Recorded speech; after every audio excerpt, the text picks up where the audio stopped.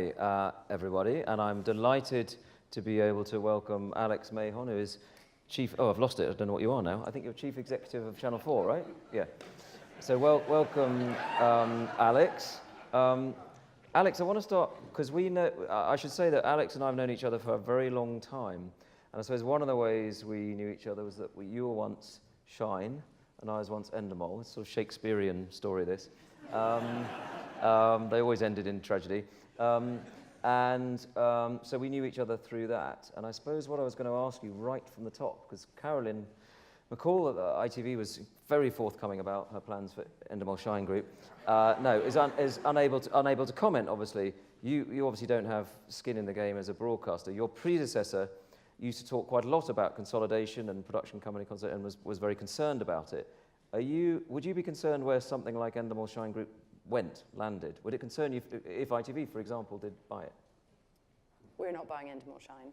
You're not? I can definitely wow, announce that here today. Yep. That's an exclusive. No, it wouldn't concern me. Look, I think the key with production, and part of the reason that Channel 4 was set up, was to create an environment where new producers could emerge all the time. So the important thing is to have a wide landscape where lots of producers can start up. There are low barriers to entry. We can help them start up and we can commission from them. And at the other end of the spectrum, there will be inevitable continuous consolidation, right? Because that's what happens when you buy more companies, they get bought by more companies. As long as they go out and sell to lots of broadcasters, which as you and I know from running a production company, that it's not that easy. You know, you're always thinking, how do I keep all the shows I've got on air? How do I sell more shows? How do I make enough money on these shows? We talked a lot today about the golden age of content, which is true, but the producers in the room will also know it's quite hard to run a production company, whether it be small or medium or large. It's quite hard to keep going. There are some amazing ones who do incredibly well, and there's lots that don't. So from a Channel 4 perspective, we just want a healthy environment and to make sure that we can get the right shows for us and work with new talent and existing talent. So I want to think, just before we get into some of the nitty-gritty that RTS likes to get into, I just want to think about you as a CEO and how you sort of think about it. And I think one of the things that strikes me is you've come into Channel 4, started in January, you probably know all this, you seem to be... I started in October last year. Right, excellent. That's good. It's very good to clear that up. You've started by grappling with some quite big things quite quickly. For example, you've gone for the, let's go straight to the big one, something that your predecessor, David, I don't know if David's still here, did not grapple with, politically very sensitive, but it needed grappling with. You have changed the Channel 4 canteen. And by the way, that was the joke that I said it didn't feel worth it in the end. It was funnier, felt funnier earlier. But genuinely, you feel like you have said, okay, I'm coming to Channel 4 and a lot's got to change, and you're sort of the change candidate. Is that fair representation? Is that how it feels? You've got a lot to do and you want to change things quite quickly? Is that the question? Yes, sorry, that is a question. We have known each other a long time. So look, the interesting thing for me is going places where change is needed, right? So on the one hand, I was in production for a long time when it was huge growth in the sector. That was amazing. That was a lot of fun. I've gone to Channel 4. You could say, why go into broadcasting at a time when it's, in some ways, linear broadcasting is more threatened than it's ever been. The environment is changing more and more. But then that's really interesting. Right, because that's when you need to make change. So that's what, I have changed the canteen. But that's what makes it quite fun to go into. I mean, the kind of amazing thing is that Channel 4, which is, you know, a niche, which was set up by an Act of Parliament in 1982 to appeal to audiences that others didn't reach. You could say, is that even needed in a kind of age of YouTube and Google, who have so much content on them? But the interesting thing is it feels more important than it ever was. So in the age of social media echo chambers and fake news and questions about the Russia Todays of the world, kind of intelligent, properly resourced, independent, regulated journalism feels more important than it ever did. And appealing to diverse audiences feels more important than ever did. And we live in a divided nation. So actually, I think Channel 4 has more of a place in society than possibly it did in 1982. And that's what makes it interesting to go and do. And when you think about it, do you think about, is it a question of preserving, you know, if you think about where you want to be in 3-5 years' time, or is preserving Channel 4 in its place, or is it sort of changing the nature of it? So you want to see a different type of channel, or which operates in a different way? Like, how radical do you want to be, do you think? Or do you need to be? If you talk to, before I started, I went around and talk to all the people who'd had the job before me, because you can still do that with Channel 4, all the ex-chief executives. It's amazing, wide variety of places. As of this morning, yeah. And that was amazing, because you can talk to everybody about what they did at each different stage. And what everybody has in common is they feel like they felt a tremendous responsibility to ensure that Channel 4 was safe by the end of their tenure. It's very different to a commercial thing. Because we don't make any money, right? So, but we earn all of our own money, so we don't seek to make a profit, we earn all of our own money. So it's a very peculiar thing in global broadcasting. So what everyone has in common is they want to make sure that they carry it to the next stage, but at the same time you need to evolve to make enough change to ensure that happens. So it's a blend. And I think the environment is now changing faster than it ever has done before. So David's gone back to work on his startup today.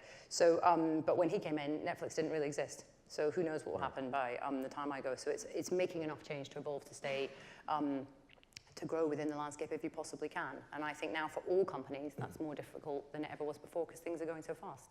And I think we'll come to that sort of notion of scale and as you say, the sort of the fangs and other themes from today. But just harking back to what sort of things you've done. And I know Ian Katz was on a session just a second ago and obviously is creatively across the entire output, but obviously you've been in a creative business, you ran Shine, and you know about programming and so on. How do you think about ultimately the output of the channel, where it needs to be, where it needs to get to in sort of creative sense? Where do you hope that is heading, and what does it look like?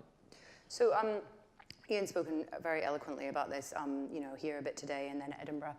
But I think we think about that as a sense of, in this quite a crowded landscape, well, we can't be the everything shop, we can't be like a Netflix. We haven't got that volume of money, or we haven't got $8 billion a year to spend on content. So therefore, what should we be in that environment?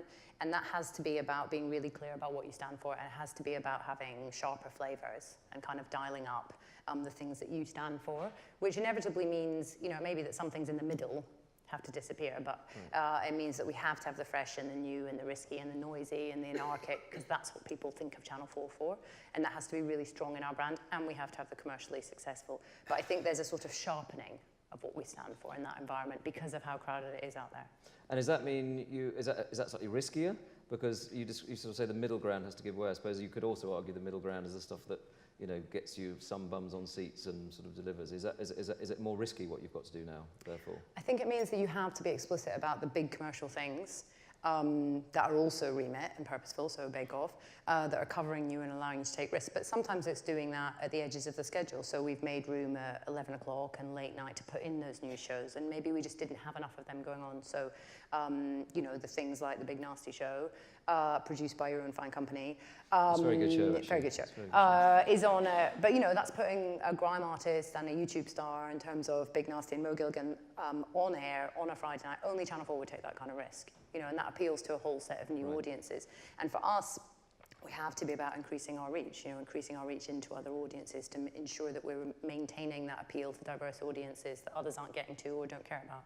And so if we think about the streamers, the fangs, and that we've been talking about today, again, how do you feel about it? Do you feel like it's a scary thing, it's a threat? And obviously there's opportunities, but broadly, do you feel that's a harder road for you now, given what those guys are up to? Well, I think from a consumer perspective, it's great, right? Loads of shows. People talked about this a bit in sessions earlier. They talked about the fact that we've all had to kind of sharpen up our game, make sure we're trying to operate faster, don't have the kind of privilege and some of the smugness of what we as producers would have said that broadcasters have, where you have the license and therefore you think you can take your time. I don't think any of us feel like that anymore as broadcasters. So it's good from a consumer perspective. You also have consumers sort of a weird reaction in a golden age of television where they have all of this choice, that they kind of feel slightly paralyzed by choice. So you consistently hear from consumers that when they go into, say, Netflix, not picking on them, they kind of get there and they don't quite know what to watch or to pick. So people want to de-risk individual choices about programs. Now, as a linear broadcaster, that can be a great thing because you have the power of big marketing and you have big shows. So Bake Off for us gets bigger, 10 million people consolidated. Bodyguard for the BBC gets bigger. Love Island for ITV gets bigger. So the big shows kind of get bigger because people have heard about them by word of mouth. So they want to see them at the same time as other people. But it also means we have to compete for talent harder.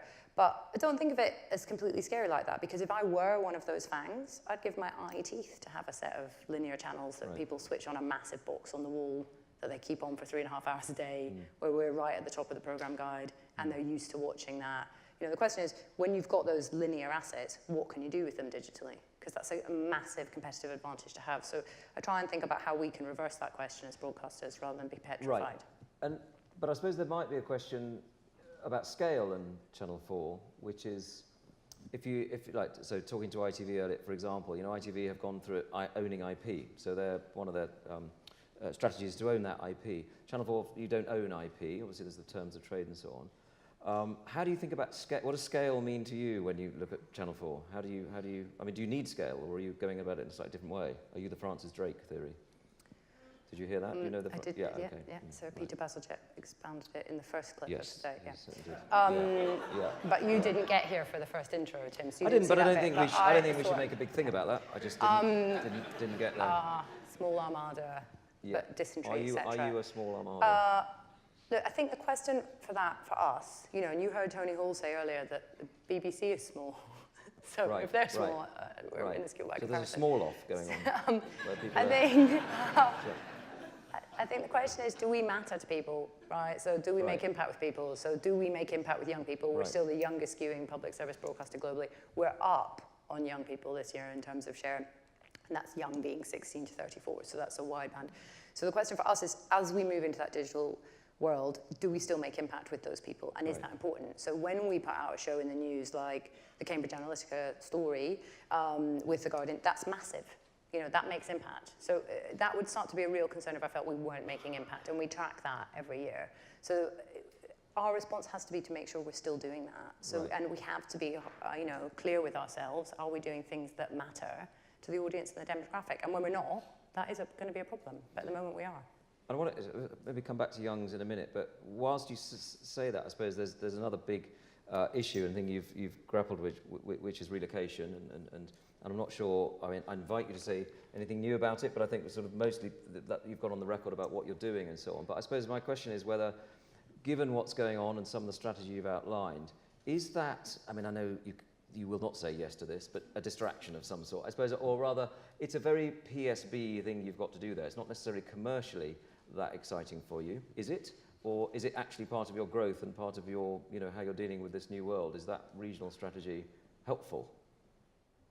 You can speak, or you can nod, or... The thing is with you, Tim, if I stay quiet for long enough, you'll just keep talking, so it's I won't have to answer it. And maybe that's what the audience want, I don't know. But I suspect... Tim does have a podcast. You do have a podcast. Yeah, no, let's definitely make it about me. So most of these conversations are. So I had the advantage of coming in. This is very good, I think. Yeah, I think it's going very, very well. I had the advantage when I came in of coming in fresh to it, right? So nations and regions, relocation as a question had been around. And I went back to basics and thought, right, what would be commercially right for us and what would be right in terms of our PSB and remit strategy? And that's why we've got to the proposal we've come up with. So I think if you were starting Channel 4 today, you wouldn't pop it all in SW1.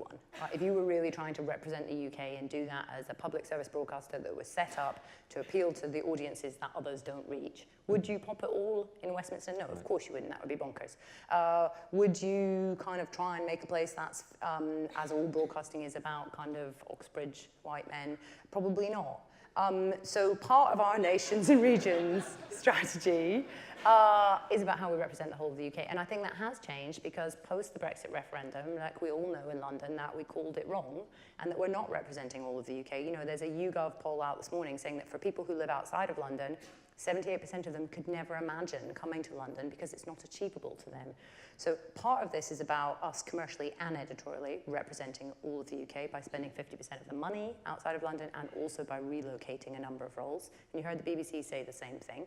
Part of it is we're setting up like a new digital creative unit outside of London. Partly that's easier to recruit people outside of London because in London, if you're recruiting engineers or tech people, as many people here will know, you're competing with Google and Facebook and you're competing with the deep minds of the world. You can't afford those salaries. So part of that's a commercial kind of purpose as well. But it's very much part of our future strategy. So I think it's representing what Britain needs to be today and it will be commercially advantageous for us. But it's a big change to us as an organisation. And I think when the BBC moved to Salford, which I know is not exactly comparable, if you like, but I think a third of the workforce went, right? And so 2/3 had to find something else to do. Have you, I don't know what you've said publicly about that, but what's your expectation of when you make the move? as to who will go, how many people, what will the cost of that be, as it were?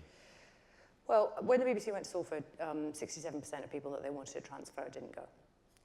So when we've talked about roles outside, some of that's new jobs, and right. some of it is change to how we do things. But obviously, that is going to be a concern for the business and the individuals involved. So when we announce where we're going in the next month or so, clearly we go into that consultation internally. And, you know, it's quite a small organisation, Channel 4. You know, right. BBC is like 15 to 20,000 people. We're only 850 people. So it's about ensuring that the organisation stays strong while making that change, and that's not easy to do. And it's not easy for my staff. Right. So, moving on from that, I think one of the other themes, collaboration, we've talked quite a bit about today. And I suppose I'm wondering, there was an interesting sort of relationship you've got with Sky now, which Ian talked about earlier, but it actually would be good to get your take too on, which I imagine is not that dissimilar to Ian's, on what that represents to you and whether it represents. Zai Bennett from Sky sort of said he expects, you know, hopes for more. So is that something new? Is that a seismic thing that you're doing that with Sky? And I guess then it's about also, where is this collaboration we're all getting excited about going? What in real terms does it mean for you? So I think, look, the changes, and you know that happens with changing of CEOs at different organisations, but mainly it happens because the landscape's changed. The change is starting to think of perhaps 10 years ago, other broadcasters would be thought of as the enemy. I don't think like that coming in, and I'm not sure that CEOs of other broadcasters think that. So, you know, last week we announced this deal with Sky, which is sharing of rights on Formula One and on different shows. That's for us, thinking of Sky as a platform and as a partner, and thinking, how do we increase our reach? You know, how can we work to ensure that we have more viewers seeing our content and more viewers seeing Channel 4? And this week we announced a partnership with, we went live on the partnership with Vice, so we've got hundreds of hours of Vice content up on all four. That's about thinking, how do I bring more content to our viewers? So we'll always be looking for more of that. And going back to your point, you'd expect Channel 4 to be doing that. Right. We've been quite innovative in partnerships and how we approach things commercially. And if they work well, we'll definitely look for more of them. And with talk of sort of the UK Netflix, so in other words, the broadcasters, ITV, BBC, getting together to sort of, in a sense, come up with a challenge to be, so is Channel 4 part of those discussions? I mean, I'll give you exactly the same comment as Caroline gave you, which is like, we're all talking to each other about how we could do more on the UK PSB landscape. Obviously, every different organisation has different motivations for doing that. But what you do see is consumers having faith and belief in UK PSB, and you have to think about how you make that stronger. You know, because none of us have the money of the big digital ones, so we have to think about how do we serve the consumer better, and how do we ensure that there are partnerships that work for all organisations so that we're stronger together. So the possibility of collaborating on that is, well, as you say, everything's up for discussion. But you might go it alone, or you might think about that, you know, beefing up your existing digital offerings, right? Well, that's what we're doing with Vice and other partnerships. But I think the interesting thing is when you see us as organisations working together in ways we haven't done before. So when people are talking about prominence, you know, we've gone and done speeches to Parliament, talked to the different departments there about what does prominence mean in a digital landscape. So we all think of like EPG prominence being solved years and years ago in Communications Act. But what does that mean on voice search? So there's no framework in place for if you go and search on voice for news, you're just going to get whoever's paid the highest fee to place news items. So you might get Russia Today, you might get someone else who's placed more. We're doing a campaign now to say, right, when you open a smart TV, when you go to the landing page on an Amazon Fire Stick, and those are the growth things for watching long-form content. We want to have on the first page of any way into long-form content, all of the PSB players, whether it be us, BBC, ITV, because we think that prominence, not protectionism, but that prominence should be guaranteed in exchange for the PSB contract, because that's where the growth is in terms of viewing. Tom Mockridge earlier said that prominence can become protection. Is that, what do you... Tom said prominence shouldn't stray into protectionism. That is indeed the actual quote, to be fair. You've got the notes, though. But you've done more select committees than I have, so you know you've got, look, this is about open competition. No problem with open competition, right? But there are certain constraints that are put on organisations in return for public service broadcasting, and there is a strength in Britain that public service broadcasting brings to society. There's a cohesiveness about there. There's the ability to stimulate debate, to defend debate, to put out properly resourced news. You know, we are dealing with issues about football abuse and child self-harm in our soaps like Hollyoaks. That's really important for the British ecology of public service broadcasting. So there should be a prominence position for that in the ways that people watch long-form television. But are you feeling you're going to win the prominence debate, right? That feels like something that's going to be delivered. I think it's an important debate, but we're far away from that because these are complex legislative matters. But I think there is a real groundswell of support for it, and I think that's changed over the past couple of years compared to where we were a few years ago with the tech landscape. And I think issues like Brexit and terrorism and big news stories do change that perspective, and that's good. It's good for society. And I just want to come to two more things, and then we're going to open up the floor for questions. On the young, I think when you began, you very much focused on young, and you talk. Could you give us a sense of when you talk about young, are you talking about ultimately the shows, the content you make needs to appeal and speak to that audience? Is that ultimately what you're saying, and therefore it's about a sort of a creative discussion, or is it more than that? What would the other options be? Yeah, as I was saying that, I was thinking I probably talked myself into a corner. There isn't another option.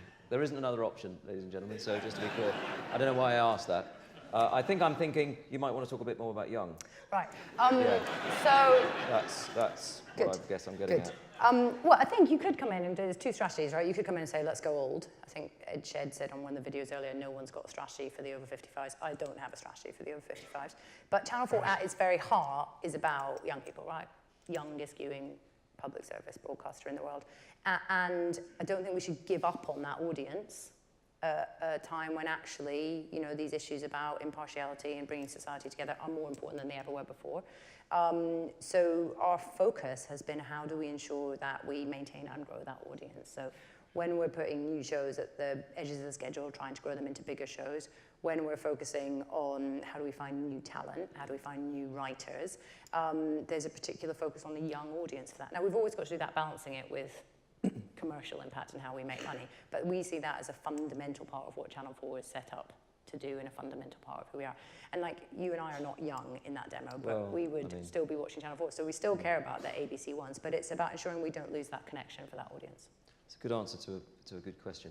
Should we see if they've got any better I've got one questions? other thing I wanted to ask you, which is I know culture and Channel 4 is very, very important to you. And diversity, and you actually said that I was a white male, which is actually not how I identify. So, but what I did want to know, at Edinburgh Festival, there was some research which said that Channel 4 was, the sort of headline was Channel 4 was the poshest channel, by which it meant there was a high proportion, or higher than others, of essentially middle class people. Is that something, does the social diversity thing concern you? And is it something you're going to address? Yes, it concerns me. I mean, we actually paid for that research and published it. Right, that was a good move. Yes. Sam Friedman from the LSE was paid by us to do that research, and he went in real detail across Channel 4 and also did interviews with kind of representative sample of indies and across the production sector, and has done different work elsewhere. And we published it really widely, and it's an absolutely fascinating study because what it shows is the sort of professional, not a surprise to everyone in this industry, but television is the most exclusive industry apart from, I think, medicine, where you sort of have to make a decision to go law and medicine, where you effectively make a decision to do that at 14, because of the subjects you have to study. And it's caused by three things. One is the kind of, the industry is centered in London, so you have to have money. Yeah. The second is that in your early years, you kind of go between jobs, so you have to have enough money from bank of mum and dad to get the in-between periods, often freelancing. And the third is that there are codes of sort of studied informality in the way people dress and the mannerisms they use and how they do meetings, and that if you haven't been brought up with that or in that industry, that can seem like an impenetrable barrier to get over, and therefore it feels like such a fundamental leap of selfhood to make your way into how those groups work that you give up. And I think it's quite important to publish that and talk about it and talk about how do you change that. And so for us, the whole nations and regions piece is part of changing that. Because for us, by recruiting many more people outside of London and bringing our apprentices through outside of London, having a particular focus on social mobility there, we get a chance to change that. So in some ways you think, why would you publish that? Wouldn't you sort of arrive and pop it in a drawer? But I thought it was quite important to publish it and then have that debate and discussion about what the problems are. Got it. Okay, brilliant. Thanks, Alex. So we've got a couple of minutes for questions. So I can see there's one over there. Hi, I'm Adam Minns from the Commercial Broadcasters Association. The concern that we have with prominence for on-demand services is that 4OD and ITV Player and Five's on-demand service are not statutory public services and don't have any public service obligations. I think it's quite difficult to talk about sort of preserving the future of public service broadcasting if none of them have got any obligations. Are you saying that you would expect to have prominence without any obligations, or are you open to having that conversation with sort of, with various quotas or whatever imposed on the service? All for ITV Hub and My5. I think those are good questions as part of the debate, and what we'll do as Ofcom are now launching a consultation on it, so we will feed in as part of that. I mean, obviously we have obligations on much of the content because it's the content that comes from the broadcast channels that's on the services, certainly for us. So good question as part of it, but I think the key thing there is our content is all regulated and done in line with the Ofcom guidelines, and that's not true for many of the other players in the content you see there. Okay, there was a question, just here in the sort of middle. I don't know whether there's a mic or whether you even need a mic. Do you need a mic? I don't know. You have a soft voice. It's good of you to admit that. Okay. Hi, it's David Lansfield from PwC. Alex, you alluded to the sensitivities of moving Channel 4 out of London, but moves like that can be a catalyst and can release new energy for the whole organisation, not just the parts that move out. What are you looking for in terms of new skills, capabilities, culture, ways of working Channel 4? Perhaps there's that being the catalyst for that. Yeah, I mean, it will definitely force us to do many things as an organisation that we might not have done working in one building. So, we're not particularly agile in terms of the way we work. We're having to update all the tech in the building. And it's been easy not to do those things before because you can just kind of run between floors. But it's forcing us to have a look at all of those things and modes of behaviour as a business, which I think is a good thing. It's a good thing. So whilst I worry greatly about the disruption for staff, on an optimistic basis, I do hope that it will help us make the changes to modernise the business that perhaps we should have done. We appear to have 1 minute left, so is there one more? No, we haven't got 1 minute left, and you're making signs. Okay, that means we just say thank you very much to Alex Mahon for talking to us and being interviewed today. So Alex, thank you. Tim. Thank you. Thank you, Alex.